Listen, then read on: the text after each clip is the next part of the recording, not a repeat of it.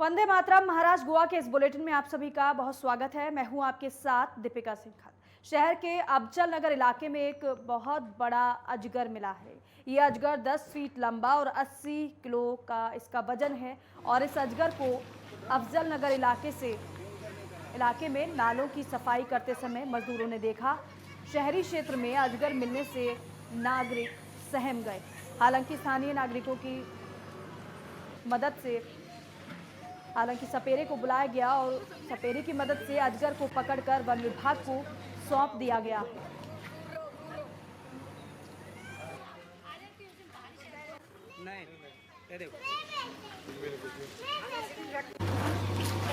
आज हमारे सर्प मित्र हरविंदर सिंह सुखमनी और गणेश जी भोसले इन्होंने इंडियन रॉक पाइथन नाम का जो अजगर जाति आज सांप पकड़ा है, जिसे हम मराठी में अजगर बोलते हैं या हिंदी में हम कॉमन लैंग्वेज में उसे अजगर बोलते हैं हम। ये बहुत ही दुर्मिल या दुर्लभ प्रजाति का सांप है। ज़्यादा तौर पे ये पाया नहीं जाता है। जो वाइल्ड लाइफ प्रोटेक्शन एक्ट 1972 है, वन्यजीव संरक्षण अधिनियम 1972 के तहत इस सांप को जो श्रेणी में बाघ आता है वो श्रेणी में इस सांप को रखा गया है। आज सुबह 9 बजे यहाँ के नगर सेवक सरदार गुरमीत सिंह नवाब, इनका फ़ोन आया कि ऐसा बहुत बड़ा स्नेक निकला हुआ है। वो जेसीबी का काम चल रहा था नाले के पास, तो मैं तुरंत जाके उसको रेस्क्यू किया। और ये इसका नाम इंडियन रॉक पाइथन है और अजगर भी बोलते हैं इसको। और ये इसका मांसाहार भक्ष्य है और ये बहुत ताकतवर रहता है। और इसका अभी जो हम रेस्क्यू किए, इसका देखो वज़न कम से कम 75 से 80 किलो है। और लातूर जिले के रेनापुर तालुका में महावितरण कर्मचारियों की लापरवाही से एक किसान की मौत हो गई और किसान के परिजनों ने चाकुर पुलिस थाने में कर्मचारियों के खिलाफ मुकदमा दर्ज कराया है। परिजन अधिकारियों के खिलाफ भी मुकदमे की मांग कर रहे हैं। बता दें कि परिजनों का आरोप यह है कि युवक की मौत महावितरण कंपनी की लापरवाही से हुई है। ग्राम विद्युत सहायक विनोद के खिलाफ चाकुर पुलिस थाने में धारा 304A के तहत मामला दर्ज कर लिया गया है।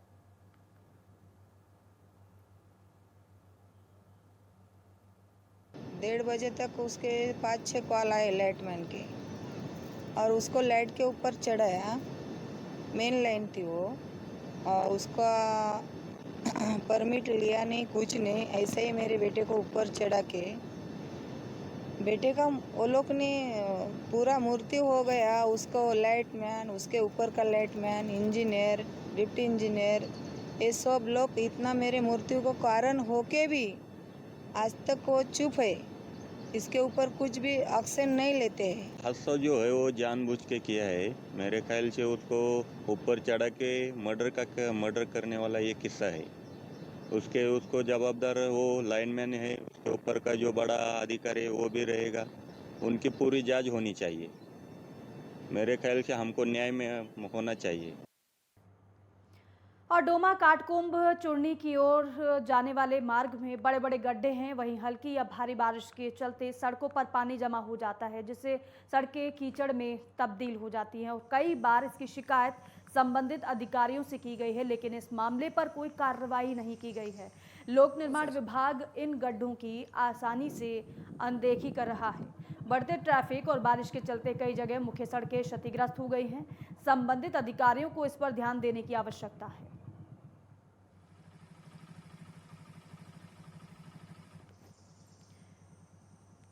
तो सड़क के हालात खराब हैं और तस्वीर आप देख रहे हैं।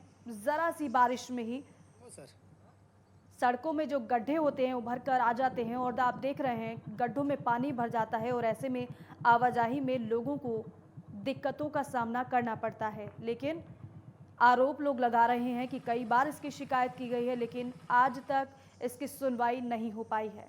निर्माण विभाग पूरे मामले की अनदेखी कर रहा है। और आज़ादी के अमृत महोत्सव के अवसर पर नांदेड़ में हर घर तिरंगा अभियान सफलतापूर्वक तैयार किया जा रहा है। जिला प्रशासन ने जिले के 7.5 लाख घरों पर तिरंगा फहराने का लक्ष्य रखा है, जिसके लिए प्रशासन ने आम परिवारों को 1.5 लाख झंडे देने की बात भी कही है। सेवाभावी संगठनों और राजनीतिक नेताओं ने भी इस अभियान के लिए तिरंगा देने की पहल की है, जिससे जिला कलेक्टर ने उम्मीद जताई है कि नांदेड़ में ये अभियान काफी सफल होगा। इस अभियान को जन जागृति जिला प्रशासन की ओर से किया जा रहा है। जिल्हाधिकारी साहेबांनी जे आवाहन केलेलं आहे आता सगळं की घरोघरी तिरंगा पिछले एक साल से हम आज़ादी का अमृत महोत्सव के तहत कई कार्यक्रम हम अरेंज कर रहे हैं। उसी का एक भाग ये घर घर तिरंगा यानी आने वाले 13 से 15 अगस्त के बीच नांदेड़ जिले में लगभग 7.5 लाख परिवार रहते हैं। हर परिवार के ऊपर तिरंगा हमको लहराना है। इस मुहिम का सबसे महत्व की बात है तो हमारा पूरा जिला प्रशासन, कलेक्टर, जिला परिषद के सीओ मैडम, कमिश्नर साहब, हमारा सबका यही उद्देश्य है कि आने वाले 13 से 15 तारीख के बीच हर घर पे तिरंगा लहराना चाहिए। और गढ़चिरौली में नक्सलियों ने 28 जुलाई से 3 अगस्त तक नक्सल शहीद सप्ताह मनाया जा रहा है। नक्सली इस दौरान हिंसक सरकार विरोधी गतिविधियों को अंजाम देने की कोशिश में रहते हैं। इस उद्देश्य के लिए विभिन्न प्रकार के हथियारों और विस्फोटकों का उपयोग भी किया जाता है। वो बड़ी मात्रा में ऐसी सामग्री खरीदते हैं और गुप्त रूप से वन क्षेत्र में जमीन में गाड़ देते हैं। साथ ही साथ कुछ जगहों पर वो गुप्त रूप से विस्फोटक, हथियार सामग्री और गोला बारूदों को जमीन में गाड़ देते हैं, जिससे सड़कों और सुरक्षा बलों को खतरा हो सकता है।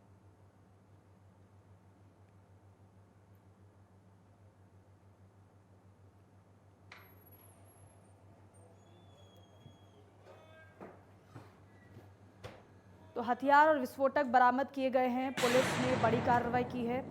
हालांकि नक्सल शहीद सप्ताह पर पुलिस की तरफ से कार्रवाई को अंजाम दिया गया है। जो विस्फोटक नक्सलियों की तरफ से जमीन में गाड़े गए थे उनको बरामद किया गया है, डिफ्यूज किया गया है।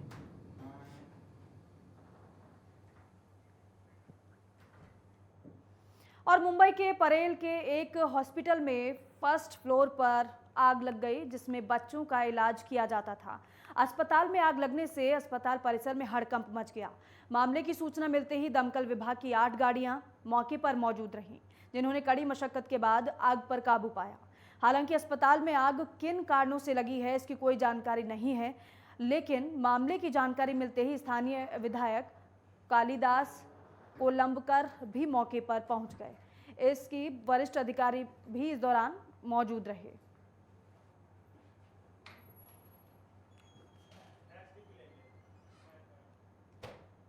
और वहीं चांदूर बाजार के महात्मा फुले कॉलोनी में मामूली बात को लेकर पति पत्नी में विवाद हो गया, जिसमें पति ने पत्नी की जान ले ली और खुदकुशी कर अपनी जीवन लीला भी समाप्त करने की कोशिश की। बता दें कि मृतका, जिसका नाम श्रुति था, पेशे से एक निजी स्कूल में शिक्षिका थी। दोनों पति पत्नी के बीच पारिवारिक कारणों के चलते अक्सर विवाद होता रहता था। इस बार भी विवाद हुआ।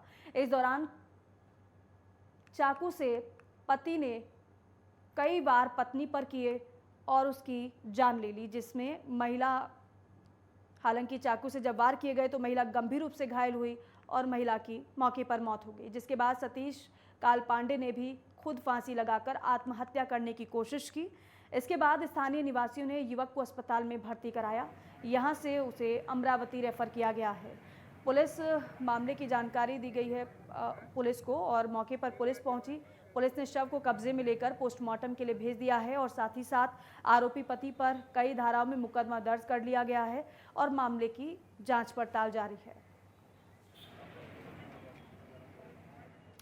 और खबरों में वक्त हो गया एक छोटे से ब्रेक का।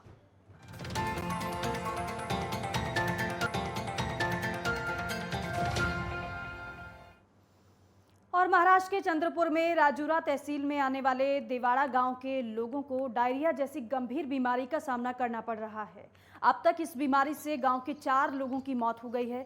8 लोगों की हालत गंभीर होने से उन्हें जिला अस्पताल में रेफर किया गया है, तो वहीं डायरिया की चपेट में आने से सैकड़ों लोग अस्पताल में भर्ती हैं। दरअसल ग्रामीणों के घर में आने वाली सप्लाई की पाइप लीक हो गई है, जिससे लोग गंदा पानी पीने को मजबूर हैं। वहीं पूर्व केंद्रीय गृह राज्य मंत्री हंसराज अहीर ने इस गांव में जाकर मरीजों का हालचाल जाना और प्रशासन की कार्य प्रणाली पर सवाल खड़े किए और साथ ही साथ मामले पर उचित कार्रवाई के निर्देश दिए।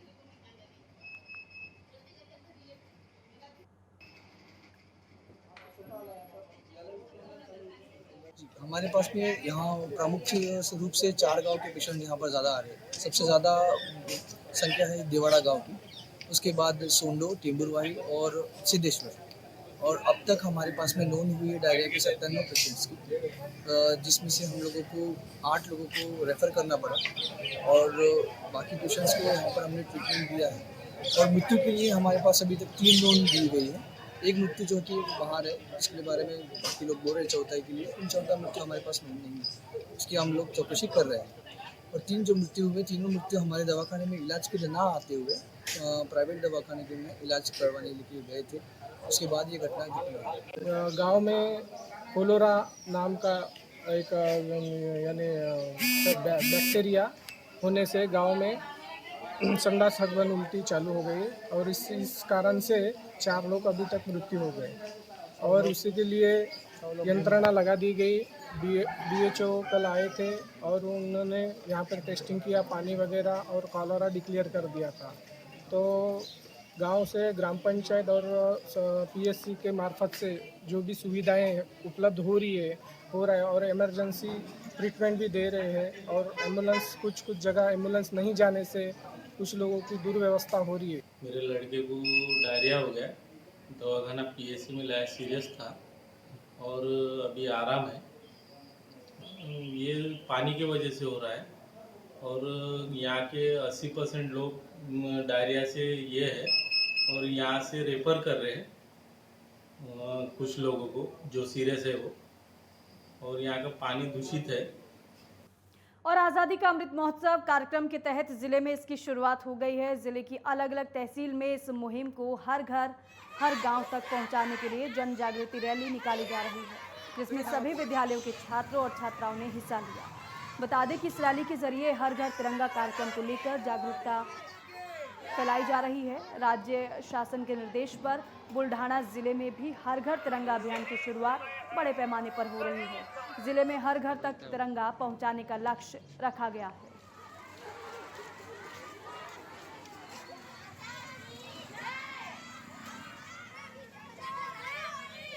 और नासिक के इगतपुरी में बिजली विभाग में कार्यरत बिजली कर्मी हादसे का शिकार हो गया। बिजली आपूर्ति सुचारू करने गया बिजली कर्मी भारी बिजली के तार के संपर्क में आने से गंभीर रूप से घायल हो गया। वहीं अब घायल कर्मी को इलाज के लिए अस्पताल में भर्ती कराया गया है। चिकित्सा अधिकारी के मुताबिक बिजली कर्मी का पैर भारी बिजली के तार के संपर्क में आ गया और अब जख्मी कर्मचारी का पैर काटना पड़ेगा। होनहार बिजली कर्मी के हादसे की खबर सुनते ही राज्य के मुख्यमंत्री एकनाथ शिंदे ने आहत कर्मी की हर संभव सहायता का आश्वासन दिया है।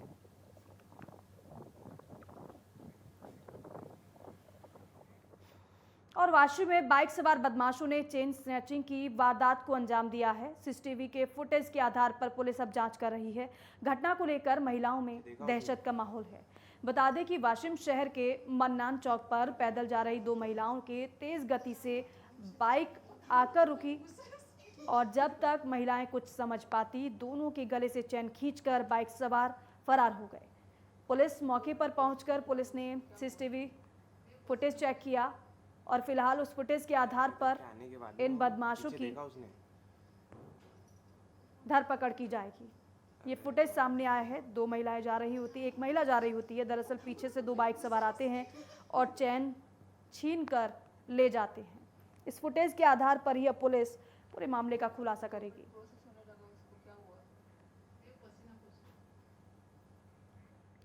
नासिक जिले के इगतपुरी में बाल आंदोलन के सामने शिक्षा विभाग ने घुटने टेक दिए हैं। अपने अधिकार के लिए आवाज बुलंद करने वाले बच्चों के इस आंदोलन की जिले भर में चर्चा हो रही है। बता दें कि नासिक जिले के इगतपुरी में तहसील के दरेवाड़ी कालुस्ते गांव के स्कूल को बंद करने की चिट्ठी प्रशासन ने अचानक से भेज दी। प्रशासन के इस पत्र के बाद स्कूल में पढ़ने वाले बच्चे भविष्य को लेकर अब परेशान होते हैं और इन बच्चों ने आंदोलन की राह पकड़ी और गांव से जाने वाली सड़क पर 16 किलोमीटर पग यात्रा शुरू कर दी। बच्चे 5 किलोमीटर ही चले थे कि आसपास के गांव में घर घर इस आंदोलन को लेकर संदेश जाने लगा। आखिरकार शिक्षा विभाग मौके पर पहुंचा और तत्काल स्कूल खोलने के लिए पत्र जारी किया। नासिक समेत पूरे परिक्षेत्र में इस बाल आंदोलन की खूब चर्चा हो रही है और साथ ही साथ प्रशासन के इन छात्रों को शिक्षा से वंचित रखने के निर्णय पर जोरदार नाराजगी भी जताई जा रही है।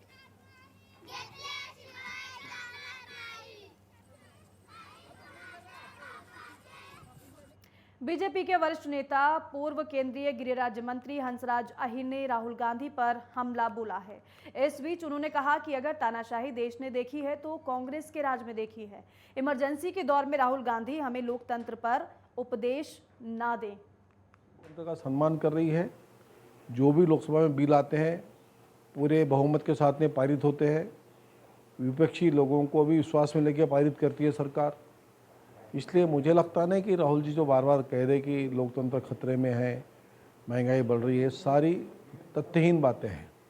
आरएसएस के हाथ में पूरे देश की संस्थाएं, ये भी आरोप लगाया है। एक तो राष्ट्रीय स्वयंसेवक संघ एक विचारधारा है और राजकीय संगठन नहीं है और सामाजिक राष्ट्रभक्तों का संगठन है। उनकी विचारशैली से कुछ बातें हम स्वीकार करते हैं और इसलिए स्वीकार करते हैं कि वो संस्कारित संस्था है, देश हित में सोचती है, तो उनके विचारों की आदान प्रदान करना ये कोई भी राजनीतिक दल का अधिकार होता है। और पूरी सत्ता जो चल रही है देश में, भारतीय जनता पार्टी के 303 एमपी चुन के आए थे, आज 305 तक एमपी बन चुके हैं। और शिवसेना सांसद संजय राउत के बाद ईडी अब उनकी पत्नी वर्षा राउत से भी पूछताछ कर रही है। वर्षा राउत शनिवार को पत्राचौल घोटाले और लेन देन में अनियमितताओं से जुड़े मनी लॉन्ड्रिंग मामले में ईडी के सामने पेश हुई। गौरतलब है कि गुरु आशीष कंस्ट्रक्शन कंपनी को रिकंस्ट्रक्शन का काम मिला था और इस कंपनी के निदेशक रहे प्रवीण राउत शिवसेना नेता, शिवसेना सांसद संजय राउत के बेहद करीबी बताए जाते हैं। ईडी ने 2022 में प्रवीण राउत को गिरफ्तार कर लिया था। राउत पर आरोप है कि पत्राचौल घोटाले से प्रवीण राउत ने 95 करोड़ रुपए कमाए और इसी रकम में 55 लाख रुपए संजय राउत की पत्नी वर्षा राउत के खाते में भी डाले गए थे।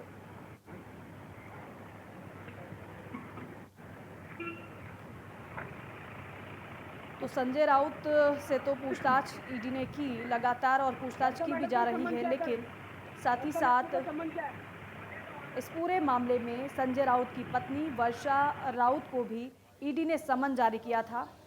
ईडी के समक्ष वर्षा राउत भी पेश हुई, उनसे भी सवाल जवाब हुए हैं। ब्यूरो चीफ विनोद ओझा फोन लाइन पर हमारे साथ मौजूद हैं। विनोद, अब इस पूरी खबर पर अपडेट क्या है, नया कुछ इस पूरे मामले में? वर्षा राउत से पूछताछ हुई थी, उसमें क्या कुछ पूछा गया? कौन कौन से सवालों का सामना वर्षा राउत को करना पड़ा, कुछ पता चल पाया है? देखिए, ईडी के तरफ से कोई आधिकारिक बयान नहीं है, लेकिन जो वर्षा राउत के अकाउंट पे ट्रांजैक्शन हुआ है उसके बारे में पूछताछ हुई है, क्योंकि वो एक कड़ी जुड़ती नजर आ रही है जो जिसमें संजय राउत के से भी जुड़ा हुआ ये केस है। और वर्षा राउत अकाउंट पे चूंकि ट्रांजैक्शन हुआ है तो जाहिर सी बात है कि जो ये घोटाले का आरोप लग रहा है उससे जुड़ा हुआ ये मामला है। और आज ऐसा लग रहा था कि संजय राउत को और वर्षा राउत को आमने सामने करके पूछताछ होगी, क्योंकि दोनों से जुड़ा हुआ ये मामला है और दोनों के अकाउंट्स के ट्रांजैक्शन से जुड़ा हुआ मामला है। ये तो पहले कहा जा रहा था ना कि संजय राउत और वर्षा राउत को आमने सामने बैठाकर पूछताछ होगी, तो क्या आमने सामने बैठाकर पूछताछ अभी नहीं हुई है, पूछताछ होनी बाकी है? देखिए, आज पूछताछ तो हुई है, आमने सामने हुई है कि नहीं हुई है, क्योंकि ईडी ने कोई भी ऐसा आधिकारिक बयान नहीं दिया है और इसकी जानकारी नहीं अभी मिल पाई है। लेकिन चूंकि आज ही ये पूछताछ हुई है तो हो सकता है कि बहुत सारी चीजें इसमें निकल करके आएंगी और जो भी जांच होगी, अगर उसमें कुछ बचा होगा तो इनको दोबारा समन किया जा सकता है, दोबारा बुलाया जा सकता है। नहीं तो फिलहाल क्या वर्षा राउत से आज की पूछताछ की बात की जाए तो आज की पूछताछ खत्म हो चुकी है या फिर पूछताछ हो रही है? पूछताछ हो रही है, पूछताछ खत्म नहीं हो चुकी है, पूछताछ हो रही है। और चूंकि जब पूछताछ खत्म होगी, जब वर्षा राउत बाहर आएंगी, या तो खुद ही बयान देंगी या फिर जो ईडी की तरफ से कुछ जानकारी मिलेगी उससे पता चलेगा कि आमने सामने पूछताछ हुई है या नहीं हुई है, या फिर कुछ इनको बुलाया जाए। ठीक है विनोद, फिलहाल आप इस पर नजर बनाए रखिएगा। बहुत बहुत शुक्रिया आपका जानकारी के लिए। और इसी के साथ फिलहाल इस बुलेटिन बस इतना ही। आप देखते रहिए नेटवर्क 10। जय हिंद।